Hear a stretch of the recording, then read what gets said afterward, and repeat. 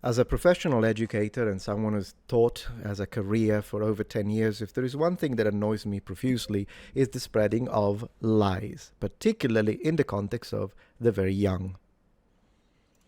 Now, the BBC, the UK in general, and a lot of universities, in fact, but again, today we're talking about primary school really, has been doing this for a while. They've been trying to push these ideas based on Black history, I guess, and Black History Month, because of their representation and their inclusivity and all that stuff.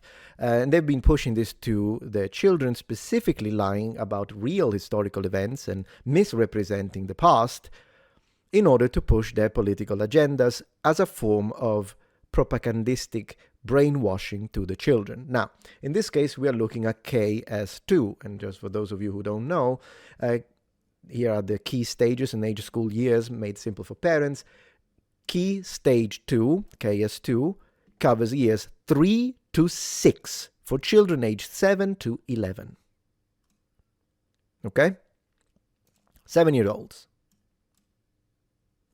Now, I've already made a video specifically dedicated as to why propaganda has been pushed onto the children specifically and all the psychological reasons. It has to do with control. It has to do with the reshaping of minds when they're very young. And this is, of course, obvious, but I did go into the actual details of it.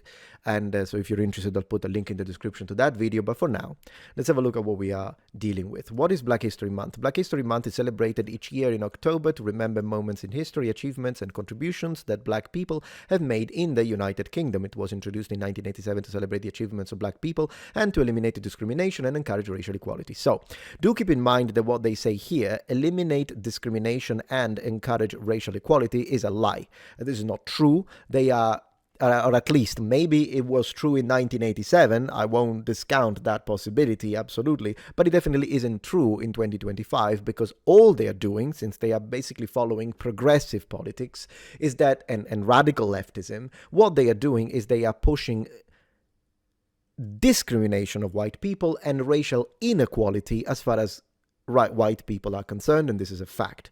Now, you will see a lot of buzzwords in these articles because at the end of the day, repetition, specifically spaced repetition, is how you indoctrinate and brainwash a mind.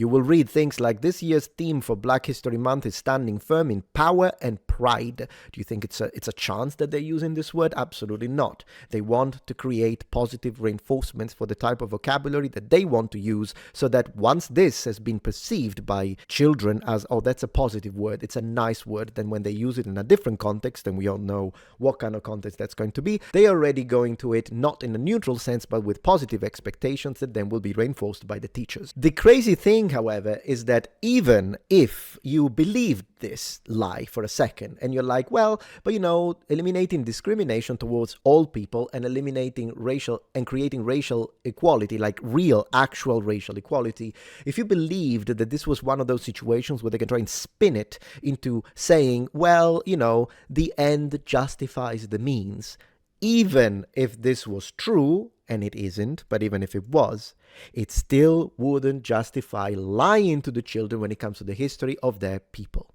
What they are doing is that they are inserting Black people onto every single historic event. Now, when these people really were Black, I have no problems with it. And in fact, if there is any situations in which it's confirmed by real evidence and data that a historical character that we all thought was white instead was Black, I will say, teach that. Absolutely show the truth. But this is not about the truth. Let me prove it to you. Here it is, brilliant Black British history, ladies and gentlemen. This is what British history looks like, including a Black woman in the front doing the communist revolutionary sign with her arm. Stone Age was built by Black Britons, children's history book claims, among other things. Now, I've already covered this nonsense about Black Britons building Stonehenge, and I have a video dedicated to that. But really, look at this. Look at this, guys. Look at the title. You know when I was telling you they use vocabulary in a specific way with children? Conquerors and migrants. By the 5th century, the Roman Empire had retreated from Britain and new waves of conquerors and migrants were arriving. So began 1,000 years of war. This was a time when life was short and not sweet, known as the Middle Ages. The Anglo-Saxon tribes came first. So, look at this. Anglo-Saxons, right? They were white migrants from Northern Europe, and even that, Anglo-Saxon from Northern Europe, I guess, who came looking for good land to raise their crops and children. These tribes fought each other and both the Celts and Roman Britons for hundreds of years. So, they are telling you, your ancestors, because chances are, if you are a white British person, chances are that quite a big chunk of your ancestry is Anglo-Saxon. So they're telling you, you see, you people, English people, white English people, well, you were migrants as well. You are migrants. You come from migrants. Hence, accept waves specifically. So accept the waves of migrants now. This is what they are doing. It's clear. And also, on the section about white Anglo-Saxons, what will we get? Black people all over the place. And this is specifically based, this black woman here, is specifically based on a recent DNA finding in Britain that showed that there were half individuals, half, not full black Africans, half individuals. We're talking 2 out of an entire town, in fact, an entire freaking region, and for some reasons that means that they were Anglo-Saxons, and so Anglo-Saxons are black too. So if you're black, you can claim Anglo-Saxon heritage. This is what they're doing. I, of course, have a dedicated video where I dismantle that nonsensical take. You'll find a bunch of links in the description today, but I wanted to show you how they spin it onto the children specifically. The Vikings came next to conquer and get rich quick. I'd like to underline, do remember that Britain is the same place where they now teach that the Vikings were Muslim. I have another dedicated video to that. I'll have a dedicated video to every single one of your horrible, horrid lies. So there is that. Thank you to everyone who is watching and pushing this to the algorithm. You're my man. Good man. They conquer and get rich quick, and they found something in Britain more valuable than silver and gold to make their fortune. People.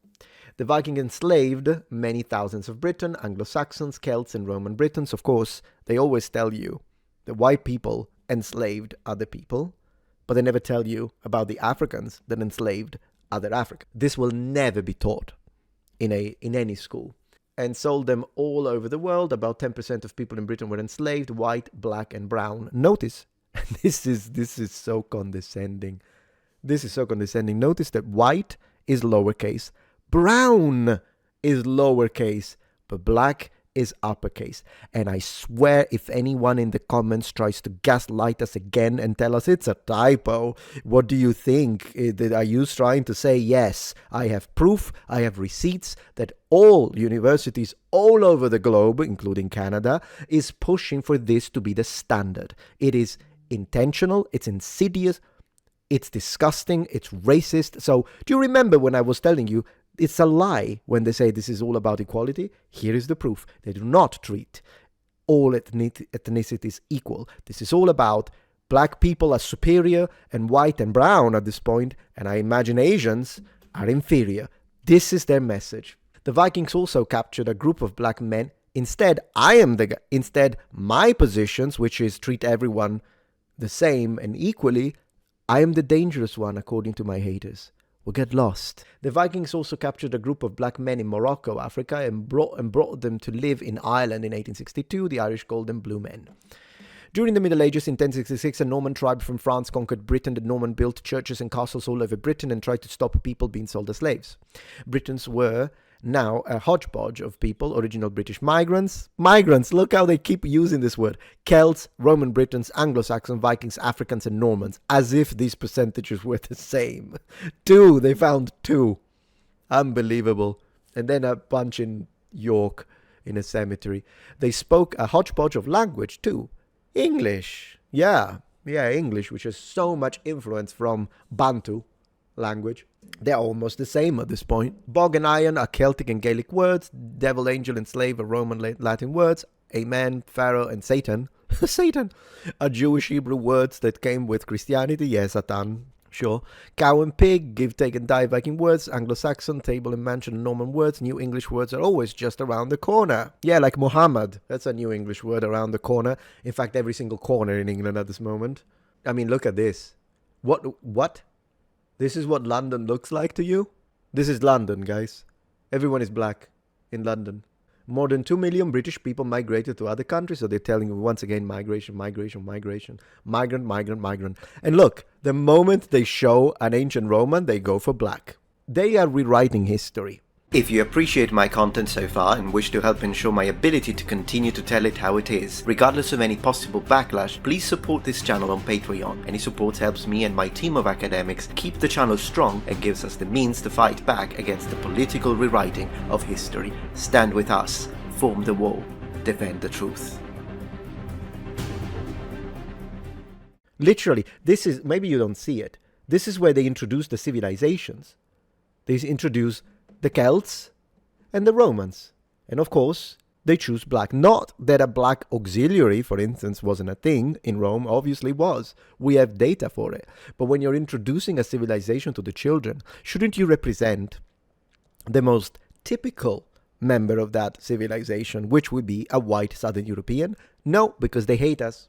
I swear. Also, of course, they go for BCE CE because they hate Christianity and they want to remove every possible reference to Christianity in any way, shape, or form. So they always go for BCE CE because of that. So guys, this is it. I mean, look at this. This is false. Tudor and Stuart, this is fake. Black Lives Matter on a children book. Racism. This is incredible, guys. Yeah, so anyways, this is what's been taught to your kids if you're in England, and homeschool. Proudly presenting the pendant of the noble one. Look at this beauty. Original custom design created by me in collaboration with Viking Jewelry. And it's my way to celebrate all of you, because as you know, I've been calling you noble ones for the last 12 years. Well, this is indeed the pendant of you, the noble ones, who are the custos veritatis, written here in Latin, and it means keeper of truth, because that's the only thing that matters. The truth, whether it offends them or not. So, available in both silver and bronze. I think my favorite is the bronze one, but they're both great. And this can be bought as a set, as we offer the original ring of the noble one, available in silver, bronze, and gold, the bracelet of the noble one, silent oath of truth, and a more low-profile version of the ring for those who prefer something a little thinner, which we offer also in bronze, silver, 14-karat gold, and 18-karat gold. Use the code NOBLE1 for a 15% discount at checkout, and massive thanks to each and every single one of you, and thank you to my haters for supporting my work.